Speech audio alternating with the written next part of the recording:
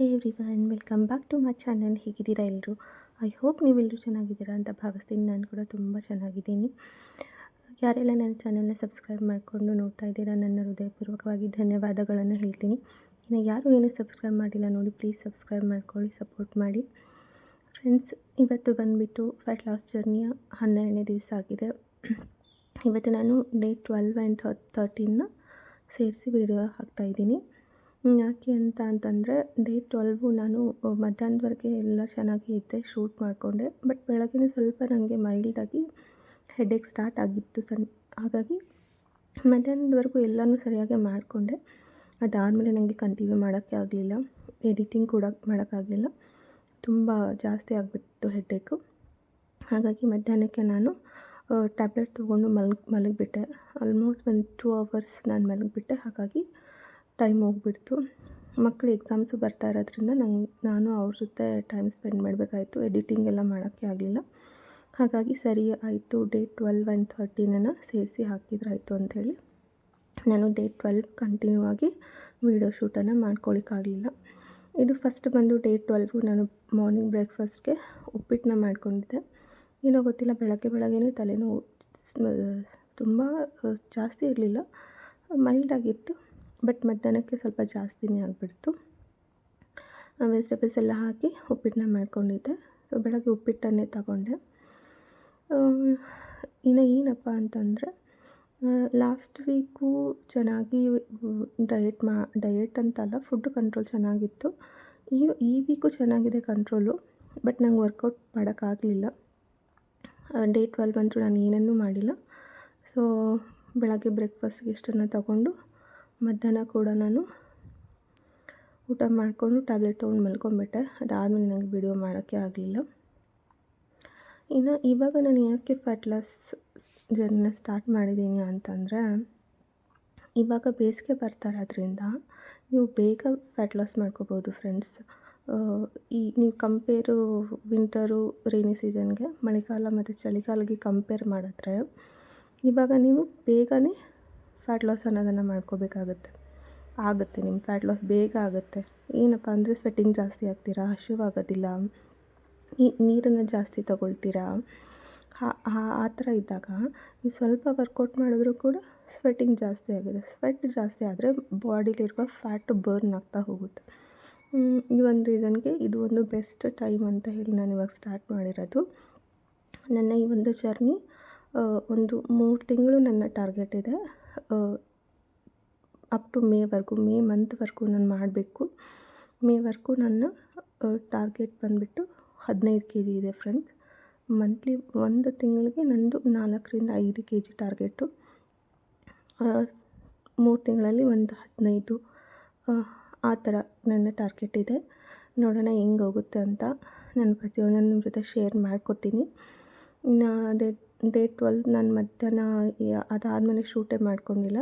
ಡೈರೆಕ್ಟಾಗಿ ಡೇ 13 ನೋಡ್ಬೋದು. ಬೆಳಗ್ಗೆ ನಾನು ನೀರು ಕುಡಿದು, ಬೆಳಗ್ಗೆ ಮಕ್ಕಳು ಸ್ಕೂಲ್ಗೆ ಹೋಗ್ತಾರಲ್ಲ, ಸೊ ಮೆಂತ್ಯ ಉಳ್ಕೊಂಡಿತ್ತು, ಮೆಂತ್ಯ ಚಪಾತಿ ಮಾಡಿದ್ರಾಯಿತು ಅಂಥೇಳಿ ಮೆಂತ್ಯ ಚಪಾತಿನ ಮಾಡ್ಕೋತಾ ಇದ್ದೀನಿ. ಅದರ ಜೊತೆ ಮೊಳಕೆ ಕಾಳು ಪಲ್ಯ ಕೂಡ ಮಾಡ್ಕೊಂಡಿದ್ದೆ. ಇನ್ನು ಯಾರೆಲ್ಲ ಇವಾಗ ವೆಯ್ಟ್ ಲಾಸ್ ಮಾಡಬೇಕು ಅಂತ ಅಂದ್ಕೊಂಡಿದ್ದಾರೆ, ಇದು ಬೆಸ್ಟ್ ಟೈಮು, ಖಂಡಿತ ಮಾಡಿ. ಇನ್ನು 4 kg 5 kg ಕಡಿಮೆ ಮಾಡಬೇಕು ಅಂದ್ಕೊಂಡವ್ರಂತೂ ತುಂಬ ಬೆಸ್ಟ್. ಬೇಗ ಕಡಿಮೆ ಆಗುತ್ತೆ, ಬೇಗ ರಿಸಲ್ಟ್ ಸಿಗುತ್ತೆ. ಊಟನ ಕಡಿಮೆ ಮಾಡಿಕೊಂಡು ನೀವು ಆರಾಮವಾಗಿ ಈ ಒಂದು ಸೀಸನಲ್ಲಿ ವೆಯ್ಟ್ ಲಾಸ್ ಮಾಡ್ಕೋಬೋದು. ನೀರನ್ನು ಜಾಸ್ತಿ ತಗೊಳ್ತೀರಲ್ಲ, ಹಾಗಾಗಿ ಅದು ನಿಮ್ಮ ಬಾಡಿಲಿರುವ ಫ್ಯಾಟನ್ನು ಕರಗಿಸ್ತಾ ಹೋಗುತ್ತೆ. ಇನ್ನು ಲಾಸ್ಟ್ ವೀಕಲ್ಲಿ ನಾನು ಯಾವುದೇ ರೀತಿ ಫ್ಯಾಟ್ ಕಟ್ಟರ್ ಡ್ರಿಂಕು ತೊಗೊಂಡಿರಲಿಲ್ಲ. ಕೇವಲ ನಾನು ಚಿಯಾ ಸೀಡ್ಸ್ ಡಿಟಾಕ್ಸ್ ಡ್ರಿಂಕ್ ತೊಗೊಂಡಿದ್ದೆ. ಅದರಿಂದನೇ ನಾನು 1 kg ಕಡಿಮೆ ಆಗಿದೆ ಒಂದೇ ವಾರದಲ್ಲಿ. ಈ ಸೆಕೆಂಡ್ ವೀಕಲ್ಲಿ ಅಷ್ಟು ನನಗೆ ರಿಸಲ್ಟ್ ಅನ್ನಿಸ್ಲಿಲ್ಲ. ಯಾಕಂತಂದರೆ ಏನೋ ಗೊತ್ತಿಲ್ಲ, ವರ್ಕೌಟ್ ಕೂಡ ಮಾಡ್ತಾಯಿದ್ದೆ. ಬಟ್ ಒಂದು 2-3 ಡೇಸ್ ನಾನು ಚೆನ್ನಾಗಿ ವರ್ಕೌಟ್ ಎಲ್ಲ ಮಾಡಿಲ್ಲ, ಸ್ವಲ್ಪ ಹುಷಾರಿರಲಿಲ್ಲ. ಹಾಗಾಗಿ ಅದು ಮೇ ಬಿ ರೀಸನ್ ಇರ್ಬೋದೇನೋ. ಈ ವೀಕೆಂಡಲ್ಲಿ ನಾನು ಈ ವೀಕ್ನ ವೆಯ್ಟ್ ಕೂಡ ರಿವ್ಯೂ ಮಾಡ್ತೀನಿ. ಬಟ್ ಖಂಡಿತ ಈ ಒಂದು ಮಂತಲ್ಲಿ 4ರಿಂದ 5 kg ವೆಯ್ಟನ್ನು ಕಡಿಮೆ ಮಾಡೋ ಟಾರ್ಗೆಟ್ ಅಂತೂ ಖಂಡಿತ ಇದೆ. ಅದನ್ನು ಮಾಡೇ ಮಾಡ್ತೀನಿ. ಅದನ್ನು ನಿಮ್ಮ ಜೊತೆ ಶೇರ್ ಕೂಡ ಮಾಡ್ಕೋತೀನಿ. ತುಂಬ ಖುಷಿ ಅನಿಸುತ್ತೆ. 1 kg ಕಡಿಮೆ ಆದಮೇಲೆ ಖಂಡಿತವಾಗೂ ಹಾಗೆ ಆಗುತ್ತೆ. ನನ್ನಿಂದ ಆಗುತ್ತಂದರೆ ನಿಮ್ಮಿಂದ ಕೂಡ ಆಗುತ್ತೆ. ಹಾಗಾಗಿ ಯಾರೆಲ್ಲ ನನ್ನ ಚಾನಲ್ನ ಫಸ್ಟ್ ಟೈಮ್ ನೋಡ್ತಾ ಇದ್ದೀರಾ, ನನ್ನ ಪ್ರೀವಿಯಸ್ ಮೊದಲಿನ ವೀಡಿಯೋಸ್ನ ನೋಡಿ ಸಪೋರ್ಟ್ ಮಾಡಿ. ನಾನು ಒಂದು ವಾರದಲ್ಲಿ 1 kg ಯಾವ ರೀತಿ ಮನೆಯಲ್ಲೇ ಮಾಡಿರೋಂಥ ಊಟನ ಮಾಡಿಕೊಂಡು ಕಡಿಮೆ ಮಾಡಿದ್ದೀನಿ ಅಂತ ತೋರಿಸಿದ್ದೀನಿ. ತುಂಬ ಎಫರ್ಟ್ಸ್ ಏನೂ ಹಾಕಿಲ್ಲ ನಾನು. ನಾರ್ಮಲ್ ರುಟೀನ್ ಅದು ಹೇಗಿದೆಯೋ ಅದೇ ರೀತಿ ಮಾಡಿಕೊಂಡು 1 kg ಕಡಿಮೆ ಮಾಡ್ಕೊಂಡಿದ್ದೀನಿ. ಅದಕ್ಕೆ ಇದು ಬೆಸ್ಟ್ ಟೈಮ್ ಅಂತ ಹೇಳೋದು. ಇನ್ನು ಫುಲ್ಲು ಸಮ್ಮರ್ ಸ್ಟಾರ್ಟ್ ಆಗಿಲ್ಲ, ಆದರೂ ಕೂಡ ನಾವು ಈಗಲೇ ರಿಸಲ್ಟ್ ನೋಡ್ತಾ ಇದ್ದೀವಿ. ಇನ್ನು ಫುಲ್ ಸ್ಟಾರ್ಟ್ ಆದಮೇಲೆ ಆವಾಗ ನಮಗೆ ಹಸಿವು ಜಾಸ್ತಿ ಆಗೋದಿಲ್ಲ. ಇನ್ನು ಚಳಿಗಾಲಕ್ಕಾದರೆ ನಮಗೆ ಏನಾದರೂ ತಿನ್ನಬೇಕು ಅನ್ನಿಸ್ತಾ ಇರುತ್ತೆ, ಮಳೆಗಾಲಕ್ಕಾದರೂ. ಆದರೆ ಇವಾಗ ಆ ಥರ ಅಲ್ಲ. ನೀರನ್ನು ಕುಡ್ಕೊಂಡು ನಾವು ವೆಯ್ಟ್ ಲಾಸನ್ನು ಮಾಡ್ಕೋಬೋದು. ಇನ್ನು ಮಕ್ಕಳು ಸ್ಕೂಲ್ಗೆ ಹೋದ್ಮೇಲೆ ನಾನು ವರ್ಕೌಟ್ ಎಲ್ಲ ಮಾಡಿದೆ. ನಾನು ವಾಕ್ ಹೋಗ್ತಾಯಿಲ್ಲ, ಇವಾಗ ಮನೆಯಲ್ಲೇ ವರ್ಕೌಟ್ ಮಾಡ್ತಾಯಿದ್ದೀನಿ. ಮುಂಚೆನೇ ಹೇಳಿರೋ ಹಾಗೆ belly fat, upper body belly fat, arm ಫ್ಯಾಟ್ಗೆ ನಾನು ಜಾಸ್ತಿ ಫೋಕಸ್ ಮಾಡಿ ವರ್ಕೌಟ್ ಮಾಡ್ತಾಯಿದ್ದೀನಿ ಇವಾಗ. ಮೊದಲೆಲ್ಲ ಫ್ಯಾಟು ಇತ್ತು, ಬಟ್ ಆರ್ಮ್ ಫ್ಯಾಟ್ ಜಾಸ್ತಿ ಇರಲಿಲ್ಲ. ಈ ಸಲ ಆರ್ಮ್ ಫ್ಯಾಟ್ ಕೂಡ ಜಾಸ್ತಿ ಆಗಿದೆ. ಹಾಗಾಗಿ ಅದಕ್ಕೂ ಕೂಡ ನಾನು ಎಕ್ಸಸೈಸಸ್ನ ಮಾಡ್ತಾಯಿದ್ದೀನಿ. ಇನ್ನು ವರ್ಕೌಟ್ ಎಲ್ಲ ಆದಮೇಲೆ ನಾನು ಸ್ನಾನ ಮಾಡ್ಕೊಂಡು ಬಂದು ಒಂದಷ್ಟು ಕರಿಬೇವಿನ ಎಲೆ ಮತ್ತು ಬಾದಾಮನ್ನ ತೊಗೋತೀನಿ ಫ್ರೆಂಡ್ಸ್. ಇದನ್ನು ಎವ್ರಿಡೇ ತೊಗೋತೀನಿ, ಮಿಸ್ ಮಾಡೋದಿಲ್ಲ. ಇನ್ನು ಫ್ಯಾಟ್ ಕಟ್ಟರ್ ಡ್ರಿಂಕ್ ನಾನು ಒಂದು ದಿವಸ ತೊಗೊಂಡೆ, ಒಂದು ದಿವಸ ತೊಗೊಂಡಿಲ್ಲ, ಈ ರೀತಿ ಆಗಿದೆ ಈ ವೀಕಲ್ಲಿ. ನೋಡೋಣ ಇನ್ನು ನೆಕ್ಸ್ಟ್ ವೀಕಲ್ಲಿ ತೊಗೊಳ್ಳೋಣ. ಇನ್ನು 2 ವೀಕ್ಸ್ ಇದೆ ನಮ್ಮ ಟಾರ್ಗೆಟ್ ರೀಚ್ ಆಗೋಕ್ಕೆ. ಹಾಗಾಗಿ ಇವಾಗ ನಾನು ಬಾದಾಮಿ ಮತ್ತು ಕರಿ ಲೀವ್ಸನ್ನ ತೊಗೊಂಡಿದ್ದೀನಿ. ಇನ್ನು ಬ್ರೇಕ್ಫಾಸ್ಟಿಗೆ ಬಂದುಬಿಟ್ಟು ನಾನು ಓಟ್ಸ್ನ ಮಾಡ್ಕೊಂಡಿದ್ದೆ. ಓಟ್ಸಲ್ಲಿ ಫುಲ್ಲು ವೆಜಿಟೇಬಲ್ಸ್ ಎಲ್ಲ ಹಾಕಿದ್ದೀನಿ.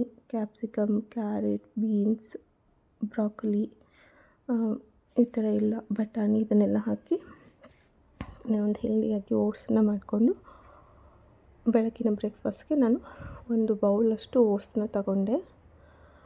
ಓಟ್ಸೇ ತೊಗೋಬೇಕು ಅಂತ ಏನಿಲ್ಲ, ಮನೇಲಿ ಏನು ಮಾಡಿರ್ತಾರೋ ಅದನ್ನೇ ನೀವು ತೊಗೋಬೋದು. ಸ್ವಲ್ಪ ಪೋರ್ಷನ್ ಕಂಟ್ರೋಲ್ ಮಾಡಿ ತೊಗೊಳ್ಳಿ ಅಷ್ಟೇ.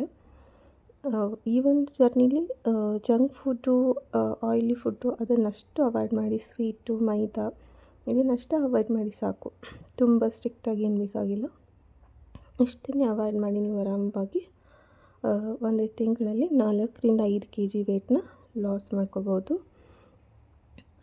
ಇನ್ನು ಏನಪ್ಪ ಅಂತಂದರೆ, ಈ ಎಷ್ಟು kg ಕಡಿಮೆ ಆಗ್ತೀವಿ ಅನ್ನೋದಕ್ಕಿಂತ ಬಾಡಿಲಿರುವ ಎಷ್ಟು ಫ್ಯಾಟ್ ಕಡಿಮೆ ಮಾಡ್ಕೋತೀವಿ ಅನ್ನೋದು ತುಂಬ ಇಂಪಾರ್ಟೆಂಟ್ ಆಗುತ್ತೆ.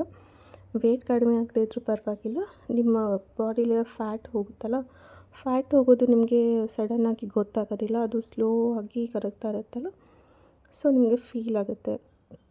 ನೀವು ಕೆಲವೊಂದು ಡ್ರೆಸ್ಸನ್ನು ಟ್ರೈ ಮಾಡಿ, ಟೈಟಾಗಿರೋ ಡ್ರೆಸ್ಸನ್ನ ಹಾಕ್ಕೊಂಡು ಅದು ನಿಮಗೆ ಸ್ವಲ್ಪ ಲೂಸ್ ಆಗೋಕ್ಕೆ ಶುರು ಆದರೆ ಆವಾಗ ನಿಮಗೆ ಫೀಲ್ ಆಗುತ್ತೆ, ನನ್ನ ಬಾಡಿಲಿರುವ ಫ್ಯಾಟು ಲಾಸ್ ಆಗ್ತಾಯಿದೆ ಅಂಥೇಳಿ.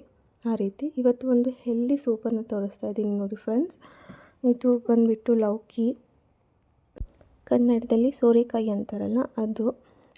ಇದರಿಂದ ಒಂದು ಹೆಲ್ದಿಯಾಗಿ ಸೂಪ್ನ ಮಾಡ್ಕೋಬೋದು, ತುಂಬ ಟೇಸ್ಟಿಯಾಗಿರುತ್ತೆ.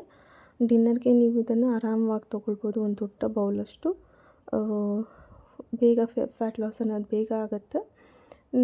ನಾನು ಯಾವಾಗಲೂ ಮಾಡ್ತಾಯಿರ್ತೀನಿ. ಇತ್ತೀಚೆಗೆ ಇದನ್ನು ಸ್ಟಾಪ್ ಮಾಡಿದ್ದೆ. ಲೌಕಿಯಿಂದ ಬೇರೆ ಬೇರೆ ಡಿಶಸ್ ಮಾಡ್ತಾಯಿದ್ದೆ. ಬಟ್ ಇವತ್ತು ನಿಮಗೆ ಈ ರೆಸಿಪಿನ ತೋರಿಸ್ತಾ ಇದ್ದೀನಿ ನೋಡಿ. ಏನಿಲ್ಲ, ಸಿಪ್ಪೆ ತೆಗಿಬೇಡಿ ಲೌಕಿದು. ಅದರ ಸಿಪ್ಪೆಲಿ ಎಲ್ಲ ಅಂಶಗಳಿರುತ್ತೆ, ನ್ಯೂಟ್ರಿಯೆಂಟ್ಸ್ ಇರುತ್ತೆ. ಹಾಗಾಗಿ ಸಿಪ್ಪೆನ ತೆಗಿಯೋಕ್ಕೆ ಹೋಗಬೇಡಿ. ಅದನ್ನು ಚೆನ್ನಾಗಿ ತೊಳ್ಕೊಂಡು ಚಿಕ್ಕದಾಗಿ ಕಟ್ ಮಾಡ್ಕೊಳ್ಳಿ. ಚಿಕ್ಕದಾಗಿ ಕಟ್ ಮಾಡಿಕೊಂಡು ಒಂದು ಕುಕ್ಕರ್ಗೆ ಹಾಕ್ಕೊಳ್ಳಿ. ಒಂದು 3ರಿಂದ 4 ವಿಸಲ್ ಮಾಡಿಸಿದ್ರೆ ಸಾಕು, ತುಂಬ ಏನು ಬೇಕಾಗೋದಿಲ್ಲ, ಬೇಯ್ದುಬಿಡುತ್ತೆ. ನೀವು ಓಪನ್ ಮಾಡಿ ನೋಡಿದಾಗ ಅದು ಫುಲ್ಲು ಸಾಫ್ಟಾಗಿರಬೇಕು. ನೀವು ಕೈಯಲ್ಲಿ ಹಿಡ್ಕೊಂಡು ನೋಡಿದಾಗ ಫುಲ್ಲು ಸಾಫ್ಟಾಗಿರಬೇಕು. ಆ ರೀತಿ ಆದಾಗ ನಿಮ್ಮದು ಸೂಪ್ಗೆ ರೆಡಿ ಅಂತ ಅರ್ಥ. 3 ವಿಸಲ್ ಮ್ಯಾಕ್ಸಿಮಮ್ ಸಾಕು ಅನಿಸುತ್ತೆ.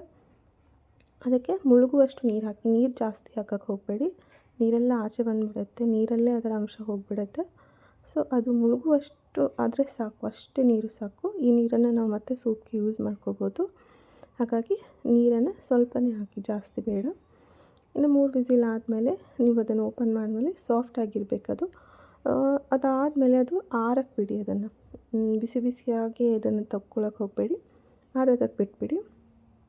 ಆರಿದ ಮೇಲೆ ಅದು ನೀರನ್ನು ಒಂದು ಬೌಲ್ಗೆ ಶಿಫ್ಟ್ ಮಾಡ್ಕೊಂಬಿಡಿ, ಟ್ರಾನ್ಸ್ಫರ್ ಮಾಡ್ಕೊಂಬಿಡಿ ನೀರನ್ನು ನಾವು ನಂತರ ಸೂಪ್ಗೆ ಯೂಸ್ ಮಾಡೋಣ. ಅದಾದಮೇಲೆ ಇದನ್ನು ತಣ್ಣಗಾಗಿರೋದನ್ನು ನಾವು ಮಿಕ್ಸರ್ ಜಾರ್ಗೆ ತೊಗೊಂಡ್ಬಿಡೋಣ. ನೀರು ಸ್ವಲ್ಪ ಸ್ವಲ್ಪ ಬಂದರೂ ಪರವಾಗಿಲ್ಲ, ಏನು ಪ್ರಾಬ್ಲಮ್ ಇಲ್ಲ. ಆದಷ್ಟು ಅದನ್ನೇ ತೊಗೊಳ್ಳಿ, ಲೌಕಿನ ತೊಗೊಳಕ್ಕೆ ಟ್ರೈ ಮಾಡಿ. ಇನ್ನು ತುಂಬ ಸಣ್ಣದಾಗಿ ಪೇಸ್ಟ್ ಮಾಡ್ಕೊಳ್ಳಿ.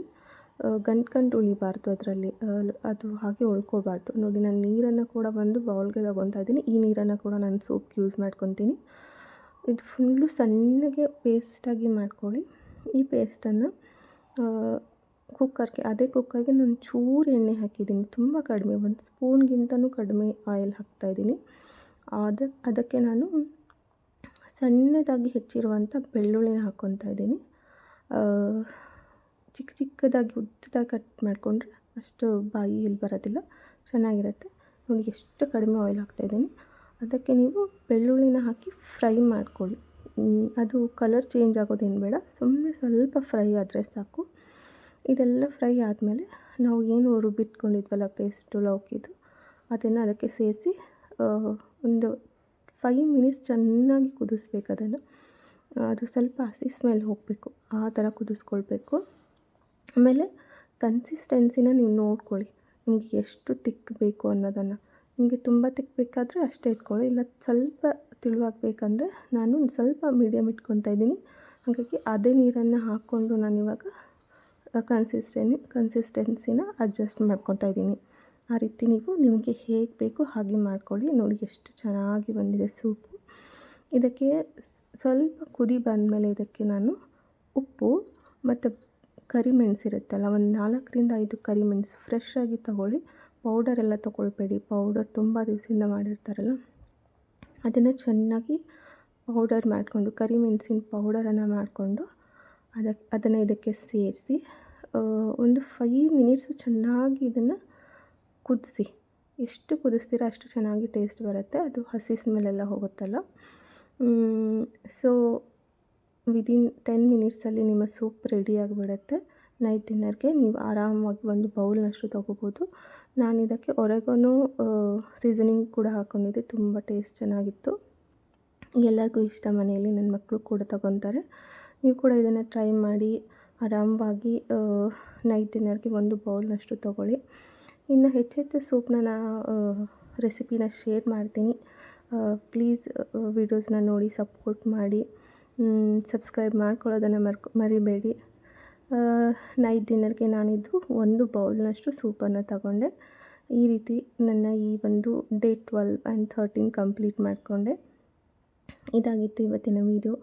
ಯಾರಿಗೆಲ್ಲ ವಿಡಿಯೋ ಲೈಕ್ ಆದರೆ ಲೈಕ್ ಕೊಡಿ, ಸಬ್ಸ್ಕ್ರೈಬ್ ಮಾಡ್ಕೊಳ್ಳಿ. ಮತ್ತು ನಾನು ನೆಕ್ಸ್ಟ್ ವಿಡಿಯೋನಲ್ಲಿ ಸಿಗ್ತೀನಿ ಫ್ರೆಂಡ್ಸ್. ಸ್ವಲ್ಪ ಲೈಟ್ ಪ್ರಾಬ್ಲಮ್ ಆಗ್ತಾಯಿದೆ ನೋಡಿ, ಗೊತ್ತಿಲ್ಲ. ಓಕೆ, ಬಾಯ್. ನೆಕ್ಸ್ಟ್ ವಿಡಿಯೋನಲ್ಲಿ ಸಿಗೋಣ. ಬಾಯ್, ಟೇಕ್ ಕೇರ್.